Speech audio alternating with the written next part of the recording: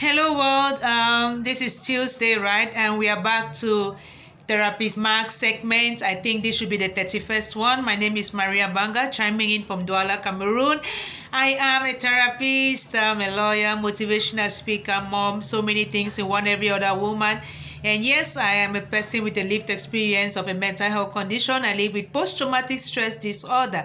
Okay, so for the past maybe 1-2 weeks, I've been doing series reading this book, What Happened to You, Conversations on Resilience, Trauma and Healing by Dr. Perry and Oprah. So I'm back to what I talk about every week, once a week, twice a week. I do this segment, and I also do keeping it real. Sometimes I used to do general inspiration, motivation and encouragement. I just do stuff, usually using my personal experiences and talking on something I want to learn myself and something I think can help people too. Okay, so today I wanted to talk about our inner child. And yeah, I have done my inner child work. I didn't even know exactly what it was when I was doing that, but I had an idea, and it's really good. And I think that it helps us a lot to do our inner child work, especially if we've been through trauma, or if we're living with a diagnosis, or we can't make sense of our lives and stuff like that. So I'm currently reading this book, Homecoming, Reclaiming and Healing Your Inner Child by John Bradshaw. I already had this topic in mind before I even got the book or started to read the book. And the book kind of explains or makes me think that we can help ourselves so much if we give ourselves, um, if we show ourselves a lot of compassion with regards of where we are now, reflecting on where we are coming from. That is like what happened to us.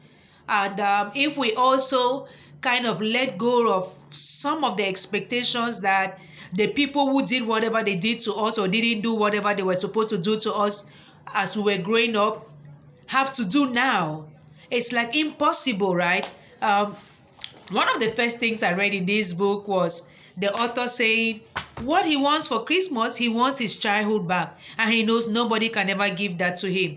So that is it. Like, yeah, nobody can ever give that to you. You can give that to yourself. I was telling somebody today that I am nurturing both my inner child and the child I would have had. I had a daughter and she died the next day, and that was like the apex of my trauma. Like 1 year later, I think on her first anniversary, I picked up a knife. I wanted to die, and I was 5 months pregnant. And I never shy away from saying that I'm healed from that, and I'm still healing from that. And I talk about it, and it's also a way for me to shun stigma. And I encourage people to talk about their trauma, their pain, their stories. There's nothing to hide and no reason to be ashamed. That is how trauma keeps us yoked. When we don't want to talk about it, we feel so bad, people are going to judge us, all of those kind of things. Look at me, I can be anyhow I want. Nobody's judgment matters to me. Like, nobody has that permission to make me feel and keep me in that feeling.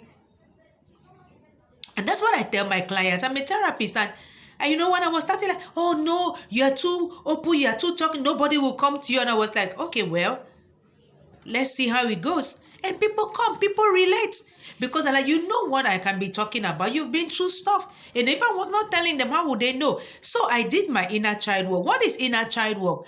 You talk to the child in you. We all have our inner child.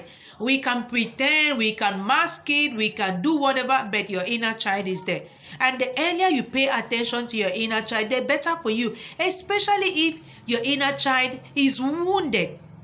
Some people have wonder inner children who are so in love with life. Some people have very mature inner children who are so content, everything is just good for them. And some people like myself have or had wounded inner children. Why inner child? Because we all start off as children. And so our experiences of the world are shaped by our experiences as children. And our first experiences are with our primary caregiver, that is our parents and well extended family, for those of us who grew up in this big family units with all kinds of family members there and stuff like that. And any of them could affect us, or our parents themselves could affect us. That children who were traumatized for life by their own parents, you know, the one who will beat you mercilessly, the one who will tell you that you are good for nothing, the one who will punish you until you feel like you've killed the Pope, and stuff like that, the one who will even rape you, you know, incest, abuse and all, the one who will pimp you out, the one who will send you left. It affects our attachment styles, it affects our lives, it affects so much. So you can heal your inner child because you know the pain. Nobody else, I cannot even tell my client how much pain they have. They are the ones who tell me.